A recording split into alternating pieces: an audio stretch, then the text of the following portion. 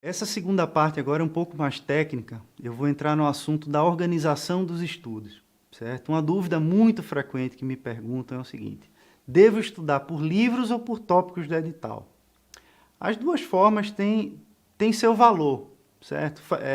E aí a gente tenta analisar esse ponto pela ótica do princípio da especificidade, né? Que tem a ver com o seguinte: quanto mais próximo ao momento da competição, ou seja, o momento da prova, né, mais parecida com a situação real de avaliação tem que ser a sua preparação. Então, faz sentido que há meses ou semestres da prova, né, do concurso, você comece estudando por livros inteiros, completos. Faz sentido, ainda mais se esses livros cobrem, né, o conteúdo inteiro ou quase todo do edital, como vários deles, né, tipo Boris Fausto, o livro do Burns também, enfim, vários outros. Faz sentido. E ainda mais quando você está começando, que você não tem a ambição, né, ou a pretensão de passar imediatamente naquele ano. Então faz sentido seus primeiros estudos serem leituras completas de livros, tá bem? Agora, à medida que você vai avançando e se aproximando da prova, você tem que ter o domínio dos temas, né? Você não vai ser avaliado na prova pelo conhecimento de fontes específicas, né? Mais do que isso, você vai ter que ter a capacidade de saber quais são as fontes a que você tem que recorrer quando quiser argumentar sobre aquele assunto do tópico de prova. Então, preparando essa aula, já há algumas semanas, de organização dos estudos e tudo isso, eu fui analisar o aplicativo do Evernote e vi todos os recursos disponíveis ali para organizar os estudos, né? Você fazer anotações, juntar PDF, imagem, link, usar rich text para, enfim, ressaltar palavras ou mudar cor, enfim, tudo isso. Também pensei numa forma de usar o Google Doc para criar suas próprias apostilhas, enfim. Tive muito trabalho com isso, até chegar à conclusão de que eu estava entrando naquele espiral da complexidade, né? Ou seja, eu pensei o seguinte: vou fazer um sistema, né? Dos meus gostos aí é programar em computador também. Então eu consigo criar sistemas, enfim. E o fato de conhecer as necessidades do usuário final, no caso o aluno, facilitou a montagem desse sistema, que é esse que eu vou apresentar hoje na terceira etapa deste vídeo. Mas enfim, esqueci toda essa história de Evernote, Google Doc, não precisa nada disso. Eu fiz uma coisa simples: edital, tópicos e anotações sobre o tópico. A partir daí, no futuro, isso pode evoluir para um sistema mais complexo que incorpora outras ferramentas como vinculação a questões, a pequenos vídeos de comentário e de respostas das questões, sugestões de leitura para cada tópico, enfim. Isso a gente vai avançando pouco a pouco, mas eu já tenho um sistema extremamente eficiente, funcional. Vocês já podem começar a usar a partir de hoje, vocês vão ver, eu vou demonstrar um pouco aqui rapidamente como usar esse sistema, já está disponível aqui no módulo, né, neste segundo módulo, e espero que vocês usem. É a forma mais simples e eficiente de organizar os estudos. A importância da organização é o seguinte: você vai ter facilidade de acesso a tudo que você já processou, tá bem? Seja vocabulário, conceitos, definições, exemplos, estudos de caso, anotações, citações, tudo isso vai estar organizado de uma forma que você pode encontrar facilmente, né? Você parte de um ponto central e encontra qualquer informação porque está tudo interrelacionado. Então, espero que vocês usem esse sistema. É gratuito, vai ser gratuito eternamente para vocês, a não ser que a gente encerre o projeto Ubique, mas independentemente de vocês serem no futuro alunos dos cursos que nós vamos oferecer ou dos serviços que nós vamos oferecer, esse sistema eu garanto que vai ficar disponível para o uso de vocês. A decisão por usar o edital como referência de criação de apostila se dá também pelo próprio princípio da especificidade, né? Ou seja, o edital ele existe tanto para dizer o que cai na prova, né, quanto para organizar os estudos. Ou seja, o examinador, quando ele elabora uma questão, ele sempre tem o receio de que aquela questão possa ser eventualmente cancelada se ela fugir do edital. Então, de certa forma, o avaliador vai tentar encaixar, né, aquela pergunta em um ou mais tópicos do edital. Então, faz sentido se preparar estudando pelos tópicos do edital. Já tá feito ali, né? Alguém já fez esse trabalho por você, você não precisa quebrar a cabeça e pensar em como fracionar cada tópico da matéria e tentar discriminar um pouco mais. Eu vou ajudar nesse processo também, eu vou criar subtópicos do edital, né, que não estão necessariamente escritos no edital, mas que faz sentido para efeito de uma didática melhor. Tá bem? Então, o melhor método de preparação, e acho que é a única forma de estudar que realmente importa, né, é fazer diariamente, ou incorporar na sua rotina a habilidade que vai ser cobrada na prova, ou seja, a escrita. Né? Escrita. É isso que o examinador quer, principalmente. Né? A sua capacidade de redigir textos convincentes. Você precisa convencer a banca. Por favor, me dê uma nota máxima. É isso. Tá bem? Então, vai depender da qualidade do seu texto. Se você escreve diariamente, você tem a tendência de ficar bom naquilo. Né? Se você lê bastante, você tem a tendência de ficar bom em leituras. Então, treina a habilidade que vai ser cobrada na prova. Certo? Esquece essa questão de eu aprendo melhor vendo aula, ou aprendo melhor lendo, ou fichando, ou tal. Não, escreve sobre os assuntos, como se você estivesse redigindo uma questão de prova, tá bem? Se sua preferência não é escrever, mas eu não gosto de escrever, eu não sei escrever, tal.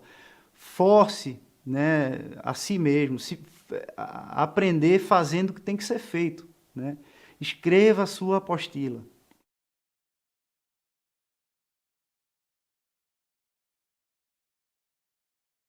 Tem 1000 razões aí para você escrever uma apostila. Eu vou falar de algumas, tá bem? Mas eu acho que isso aí não exaure, né, as razões pelas quais você deve escrever uma apostila.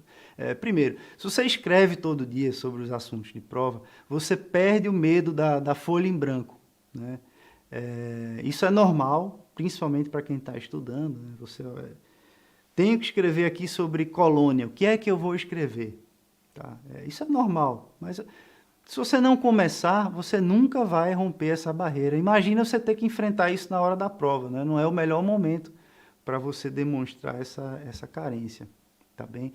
Outra razão, aprender a escrever é aprender a pensar. Né? A gente escrever é uma forma de organizar nosso pensamento, né? Nosso raciocínio. Né? Nós pensamos em palavras. Né? Um fator extremamente importante. A fixação do conteúdo também vai ser muito maior quando você estuda escrevendo. Né? É muito mais provável que você lembre de suas próprias reflexões, do que você escreveu, do que você leu ou debateu com outra pessoa, por exemplo. Né? Pode ver, os resumos que você fez, as redações que você escreveu, quando você tenta lembrar daquilo, você lembra muito melhor do que quando tenta lembrar do texto das fontes de estudo que você usou para escrever aquilo. E essa é a ideia. A apostila, o produto final desse projeto, que é a construção de sua apostila, vai ser o material de estudo mais valioso que você vai ter. Né? Ele reflete o seu entendimento do assunto, é a forma como você se apropriou da matéria. Né?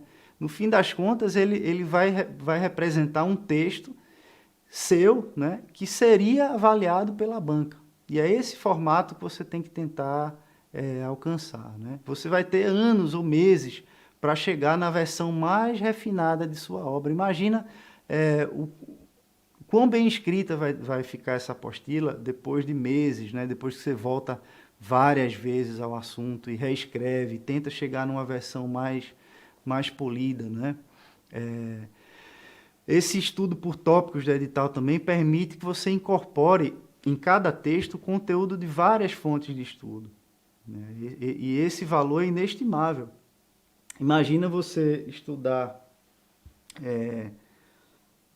10 materiais, 10 livros sobre colônia, e você ter um texto sobre colônia, né, escrito por você ao longo de meses, baseado em vários autores, né? Só que esse texto ele demonstra a sua capacidade de análise, a sua noção de prioridade dos assuntos, né, do que é mais importante, do que é menos importante.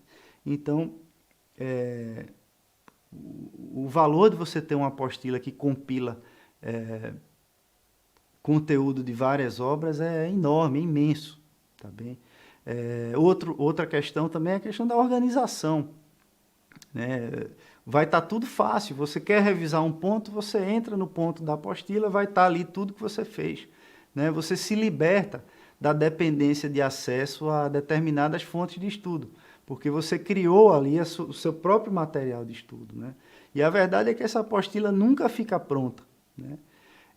Se você não passou esse ano, para o ano que vem você tem meses de oportunidade para melhorar aquele material, né? Ou seja, sua compreensão do tema só tende a melhorar à medida que você atualiza e enriquece essas apostilas, certo? E, por último, é a forma mais tangível de você medir o seu conhecimento, né, o seu progresso nos estudos. Quando você analisa umas questões antigas, você tem noção do quanto você progrediu, né? E a mesma coisa acontece com sua versão da apostila. Se você revisa uma versão que você escreveu há um mês e acha péssima, quer dizer que você melhorou o seu entendimento do assunto. Então, quanto pior você acha a sua última versão, melhor. É um indicativo de que você está mais habilitado a fazer uma questão melhor, certo? Então, esse é o melhor método de revisão também, né? Essa coisa de curva do esquecimento, de vou voltar semana que vem, depois daqui a um mês, e aí você põe isso num calendário, e daqui a pouco você rasga e arranca os cabelos, porque é impossível seguir isso, é impossível. Todas as pessoas que eu acompanhei, que tentaram seguir esse método da curva do esquecimento, em algum momento gastavam mais energia tentando organizar o calendário de revisões do que propriamente estudando, tá certo? Então, cada vez que você volta ao texto para revisá-lo ou escrever mais sobre ele, você tem a oportunidade de revisar também esse assunto, né? Então, você não precisa ficar também voltando aos livros e às fontes, porque quando você escreve novamente sobre o assunto, é a melhor forma de você fixar aquilo que você já tinha escrito. A pergunta natural que as pessoas me fazem normalmente é: como eu começo a escrever minha apostila, certo? Não consigo apresentar isso que você fala, Marcílio, um texto bem escrito, com uma boa argumentação, convincente, persuasivo, sabe? Que demonstra meu entendimento próprio do assunto. É fácil, né, dar esse conselho, é fácil para mim, né, dar esse tipo de conselho. Mas a verdade é o seguinte: a apostila, eu nunca tive a pretensão de dizer que a primeira versão da sua apostila vai ser digna de um guia de estudos. Nunca foi essa a minha intenção e nem pode ser.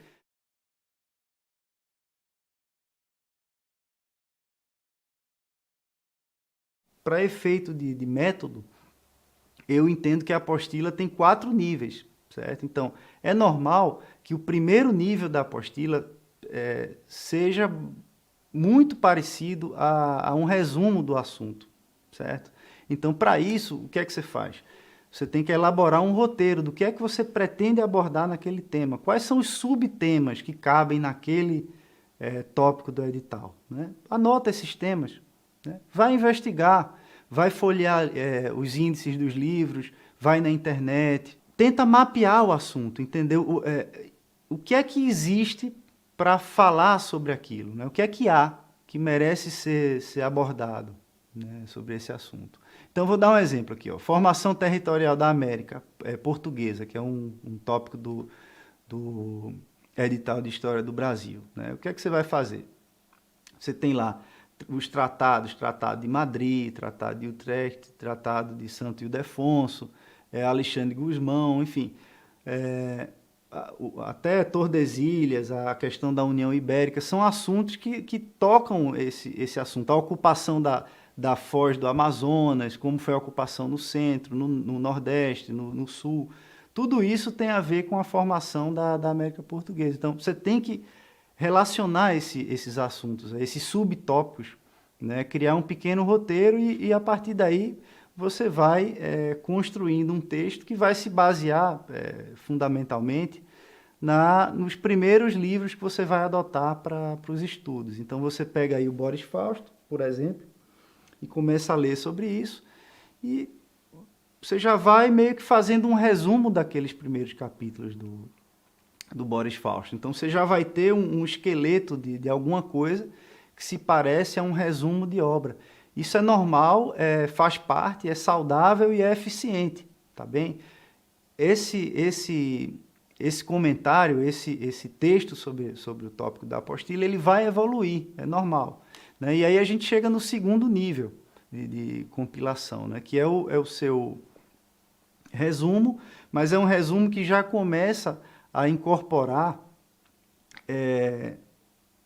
capítulos e textos de várias obras, né? Ele vai sendo uma compilação de várias obras, né? Ele não vai ter muita personalidade ainda, porque ele se parece a um resumo, só que à medida que você vai acrescentando outras fontes de estudo, fontes de informação, você vai tentando melhorar também a qualidade do conteúdo do texto, né? Tudo tem que encaixar perfeitamente, tem que ser coeso e coerente. Você não vai fazer recortes de uma obra e juntar com recortes de outra, tá bem? Você vai tentar fazer uma coisa só, por mais que não tenha ainda a sua personalidade, tá bem?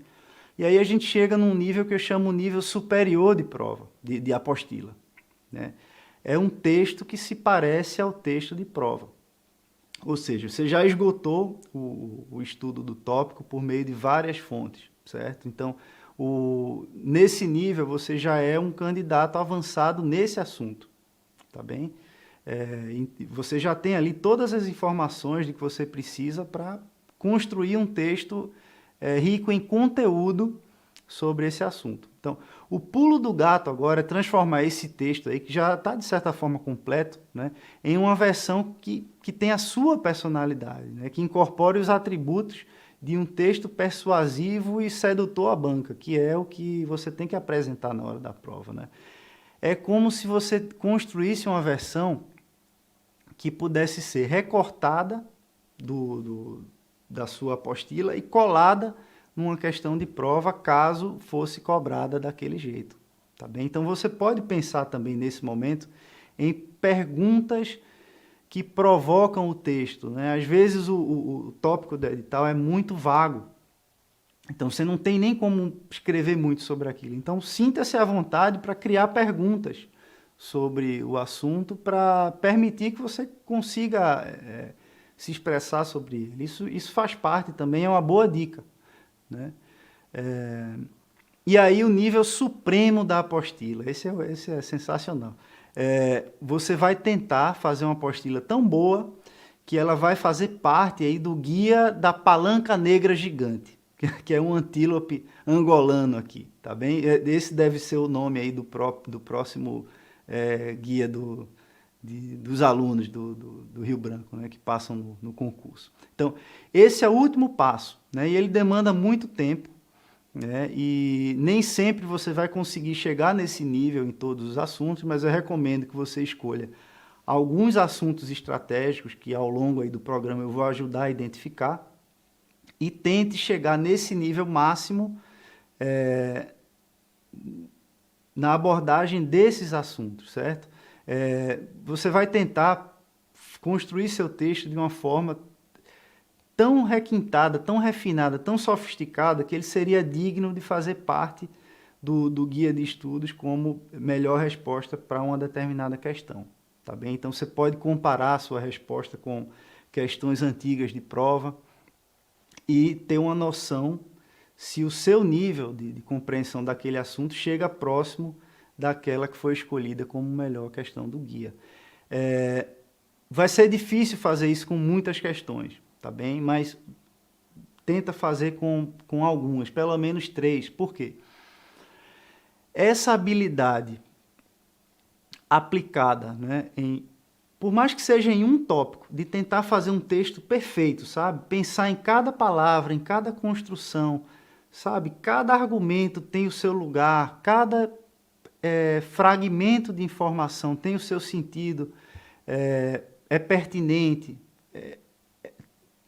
passa uma noção de prioridade da organização dos assuntos. Se você consegue chegar nesse nível em uma questão, essa habilidade que você desenvolveu, né, sendo um ourives do texto, para chegar nessa versão final, você vai conseguir transpor isso para outras questões também. Então, se você faz com uma, quando você for fazer com a segunda, já vai ser muito mais fácil. Com a terceira, mais fácil ainda. Então, você tenta se ver daqui a 3 ou 4 anos fazendo isso com uma frequência quase que diária, de escrever sua apostila, sabe? De tentar refinar seu entendimento sobre o assunto, chegar a versões perfeitas de texto. Imagina o seu nível de preparação daqui a algum tempo, né? Vai ser muito maior do que se você ler 200, 300 livros. Você não precisa de tudo isso, né? Refina a tua capacidade de argumentação, de persuasão da banca. Isso é o mais importante de tudo, tá bem? Eu sei que essa construção da apostila é um passo difícil de dar, porque ninguém tem esse hábito, ou quase ninguém tem, né? E muitas vezes, quando tem, não é de uma forma estruturada, não é de uma forma metódica, certo? Eu acho que para escrever a apostila, você tem que fazer no momento em que você tem mais disposição no dia, né? O mais importante do dia é escrever sua apostila. Então, você faz naquele momento em que você tem mais disposição, mais energia, tá bem? A qualidade do texto, muitas vezes você próprio vai ser capaz de avaliar se está evoluindo ou não, né? Mas esse é um tipo de serviço que eu vou tentar ajudar no futuro também, que é atuar como orientador e como se fosse uma orientação de tese, entendeu? Orientar a construção da apostila, apontar falhas no texto, falhas na argumentação, indicar caminhos de fontes bibliográficas que você pode, a que você pode recorrer para melhorar a qualidade do seu texto. Também esse tipo de serviço é extremamente interessante. Se vocês tiverem alguém para ajudar nisso, eu recomendo. Vamos abordar agora uma noção de organização por matéria, tá bem? Vou dar algumas dicas gerais de como estudar cada matéria e como organizar as informações que vocês produzem de cada matéria. O que eu vou falar sobre cada matéria, de certa forma, se aplica a todas as outras. Eu vou fazer algumas observações que podem parecer genéricas ou gerais demais, só que eu vou tentar organizar um pouco por nível de prioridade, do que eu acho que é mais importante, né? Você tem que pensar em todas essas técnicas, esses métodos que eu passo, como um arsenal, né? As armas que você tem para enfrentar essa guerra, tá bem? No fim das contas, todo esse processo aí de preparação para o concurso nada mais é que um exercício de persuasão da banca, né? Então você tem que estudar como se você estivesse construindo armas que você vai usar nessa batalha e montando seu próprio arsenal, né? E a guerra é convencer a banca, né, de que você é o melhor candidato, de que seu texto merece uma nota alta, tá bem? Então, durante o estudo, o mais importante que você pode fazer quando você começa a estudar é usar os recursos que você tem disponíveis para mapear o assunto. Um passo que antecede a própria construção da apostila é a leitura das fontes bibliográficas, né? Muita gente tem o hábito de recorrer excessivamente a fichamentos, a anotações, sabe, até a mapas mentais, que é uma técnica de estudo que eu gosto muito. Só que uma coisa interessante que você tem que fazer é tentar, no momento em que você faz a leitura, já sinaliza para o teu cérebro como aquilo tem que se organizar no momento em que você for escrever sobre aquilo. Isso é extremamente importante. Tenta não usar tanta muleta de anotação, de fichamento, né? Quando você abre o livro para estudar, uma dica interessante é você tentar mapear, né, quais são os elementos de texto que vão te ajudar a preparar uma exposição sobre ele. Né? Ou seja, você vai destacar as principais citações, principais conceitos, mas não de uma forma passiva, que aquilo vai simplesmente ficar arriscado porque você sabe que depois vai voltar aquilo. Não, eu quero que você destaque aquilo e se force a lembrar daquilo tudo no momento da escrita da apostila de vocês.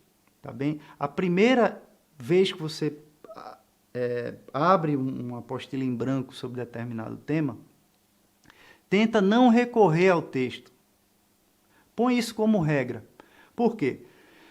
Porque no momento da leitura você vai se forçar a ter essa estrutura bem presente na sua mente.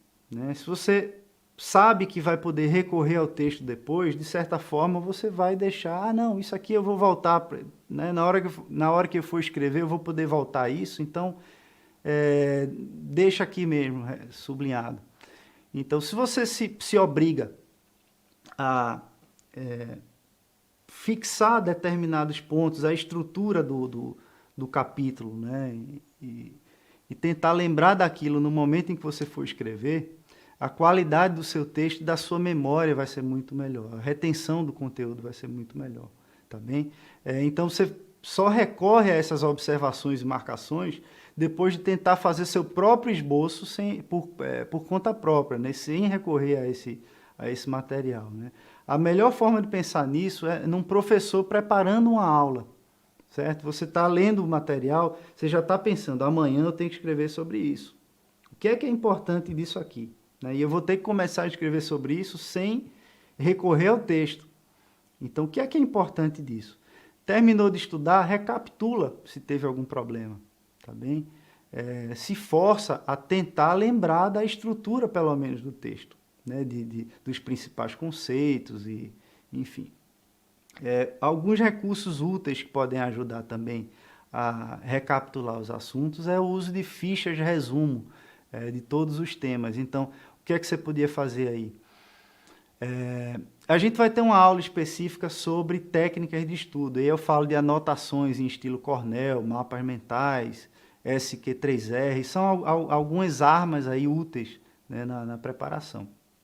A ficha resumo, ela tem simplesmente os tópicos que merecem ser abordados no texto. É mais ou menos o que eu preparo, inclusive, para gravar essa aula. Eu tenho uns tópicos que eu vou seguindo e me oriento por ali. Então, é basicamente o que você tem que fazer, um roteiro, né, do que você do que você escreveu, inclusive. Né? Por quê?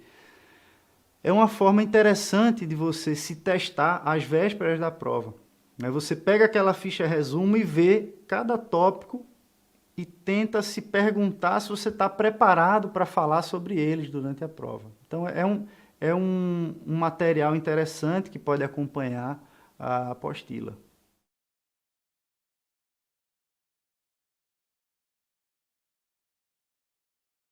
Então vamos entrar nas matérias agora. História do Brasil e História Mundial. Né? O método que eu acho mais eficiente de estudar as duas histórias é seguir a ordem cronológica. Né? O edital de História Mundial não segue essa ordem cronológica, ela vai por temas. Né? Temas econômicos, temas culturais, temas políticos, enfim, relações internacionais. Tá? Mas ninguém estuda livro de história dessa forma.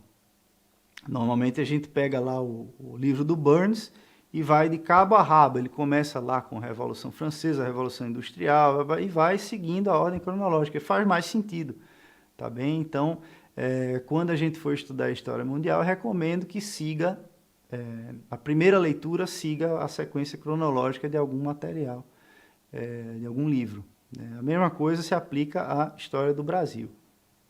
Tá? Então, alguns métodos interessantes que você pode usar na preparação para a história mundial, a história do Brasil, é o uso de algumas ferramentas, sabe? Como criar cronologia, né, fazer uma relação de datas importantes. Você pode ter linhas do tempo na parede, e aí você vai construindo ao longo de sua preparação.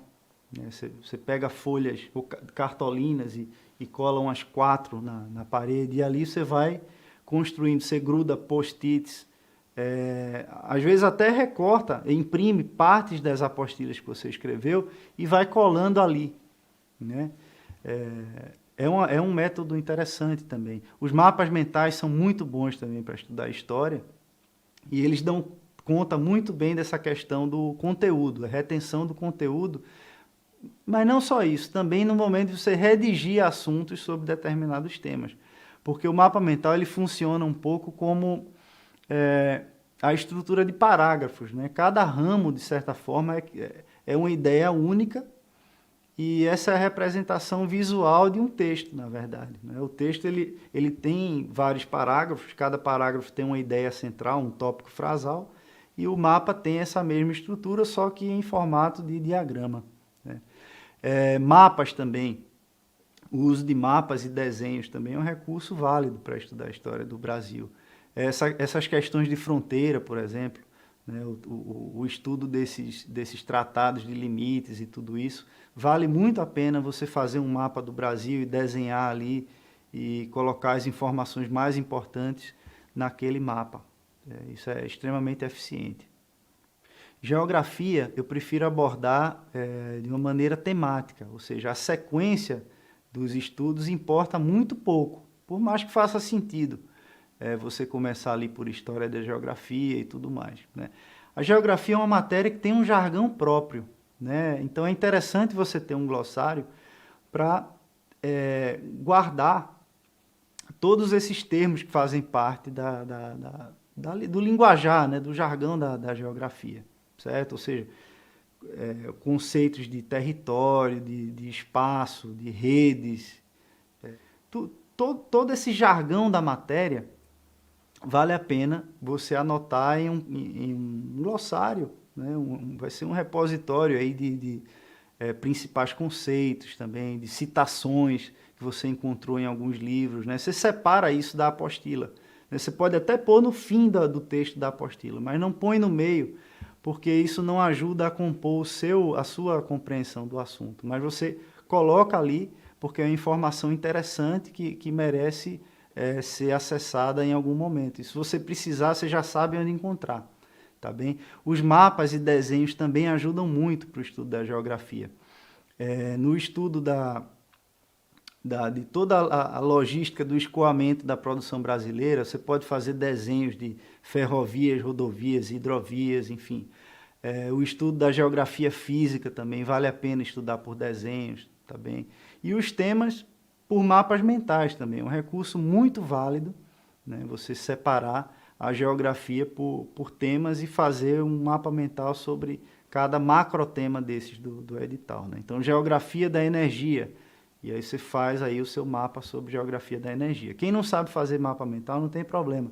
A gente vai abordar esse assunto num vídeo futuro, né? Algumas dicas adicionais aí de geografia. É uma matéria que exige conhecimento de mundo, né? Mundo e de Brasil. Então é interessante você ter esse domínio do mapa da logística da produção brasileira, né? O conhecimento da distribuição geográfica da atividade econômica, quais são os gargalos de desenvolvimento do Brasil, demonstrar conhecimento da matriz energética brasileira, questões de defesa, soberania, né? Comércio internacional, novas rotas que vão se abrindo aí de comércio, né? Acordos comerciais que têm acontecido, né? Conhecer os sites dos órgãos federais, como o IBGE, enfim. Conhecer os programas públicos, né? Na área de defesa, desenvolvimento, energia, gestão de água. Tudo isso é importante em geografia. É um método interessante de abordar a matéria. Esse domínio do jargão eu chamo a atenção, porque quando você consegue, no momento da prova, demonstrar que você domina a linguagem da matéria, a banca tende a subir sua nota. Então, por isso que eu reforço bastante esse ponto de dominar o linguajar da matéria. Tá? PI é uma matéria parecida com geografia, porque a abordagem temática faz mais sentido. Né? É interessante também você ter a cronologia de alguns fatos importantes por tema. Né? Você ter sua pasta de clipping sobre determinados assuntos. Você pode organizar isso também dentro da própria apostila dos tópicos do edital. Né? E todo assunto de política internacional, vocês têm sempre que se perguntar qual é a relevância desse assunto para a política externa brasileira. Né? Você tem que tentar pensar como a banca. Né? Todo assunto com o qual você se depara, você tem que se perguntar o seguinte: como é que a banca poderia abordar essa questão numa prova? Né? Que tipo de pergunta ela me faria? Qual a importância disso para o Brasil? Né? Como foi a prática diplomática brasileira em assuntos relacionados a esse tema? Também, e aí tem a parte também da atualização de notícias, né, para política internacional, que a gente vai abordar também num módulo à parte. Tá? E, por último, guardar algumas citações relevantes que você encontra ao longo da leitura dos jornais ou das fontes de estudo. Economia é uma matéria que faz mais sentido você estudar por módulos, né? Ou seja, pode seguir a sequência do edital que faz sentido. Você começa estudando por microeconomia, macroeconomia, economia internacional e economia brasileira. Faz sentido esse método. Vale a pena você guardar todos os gráficos que representam os principais conceitos da economia, tanto micro quanto macro. É bom você ter cartões, né, com os principais gráficos, e ali você já tem as próprias definições de cada conceito, curva marginal, oferta, demanda, sabe, excedente do produtor, enfim, tudo isso vale a pena você ter fichas resumo com desenho dos gráficos. Tá? Mapas mentais também são muito eficientes no estudo da geografia. E aí, tanto quanto da economia, mas também, como na geografia, é importante você ter esse glossário com jargão da economia, né? o linguajar econômico, e tentar usar isso durante a produção de seus textos. Né? Você tem que ter também acesso fácil à definição dos principais conceitos. Né? Outro ponto interessante é você guardar de todo o assunto que você estudar, quais são os pontos controversos. Normalmente, a própria doutrina já chama atenção para esses pontos. Então, anota isso, né? Anota essas contradições internas da matéria e, no futuro, tenta explorar outras obras que tratam também sobre esse assunto e dar a sua visão pessoal também. Tentar botar um pouco de personalidade na análise, sabe? O direito também é uma matéria que faz sentido estudar de forma sequencial, seguindo ali o próprio edital. Tá?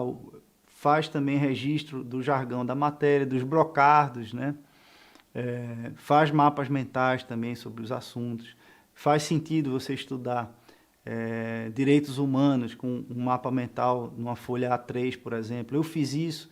E as questões na minha época era a terceira fase, abertas de direito internacional sobre direitos humanos, que eu respondi com base nos mapas mentais que eu fiz, eu tirei nota máxima.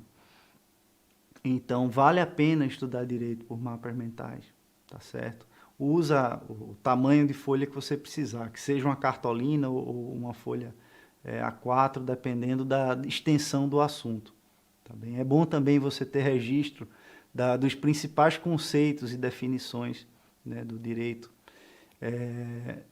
Tomar nota da doutrina por tema. Então, é interessante você saber como determinado autor pensa, como o outro pensa, porque no momento da prova você pode apresentar versões conflitantes, entendimentos conflitantes sobre o tema e demonstrar uma capacidade analítica superior. Né? E aí?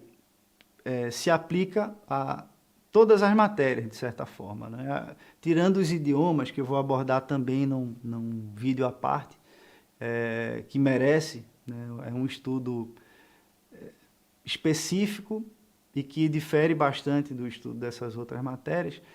Resumindo, vale a pena você guardar citações, frases de impacto, ou seja, frases que você sentiu como fortes, sabe? Que carregam peso. E se você usasse na prova, certamente causaria uma boa impressão na banca.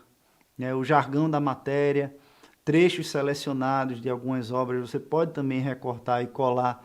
Não na apostila, no corpo do texto da apostila, mas você põe à parte, no final, né, como se fosse um depósito de informações também úteis, né? Datas relevantes, definições e conceitos mais importantes, pontos de doutrina. Tá? Aproveita também a apostila para colocar links de artigos de jornal sobre determinado ponto do edital. Pode aproveitar também para guardar palavras novas, né? Nada impede que, estudando geografia, por mais que não seja jargão da matéria necessariamente, você aprenda novas palavras que vão ser úteis em qualquer matéria também. E construções gramaticais que você acha interessante também. Algumas frases prontas que têm uma utilidade analítica que você pode encaixar em várias situações, sabe? Se você identifica essas frases, toma nota, guarda essas expressões e usa no momento certo.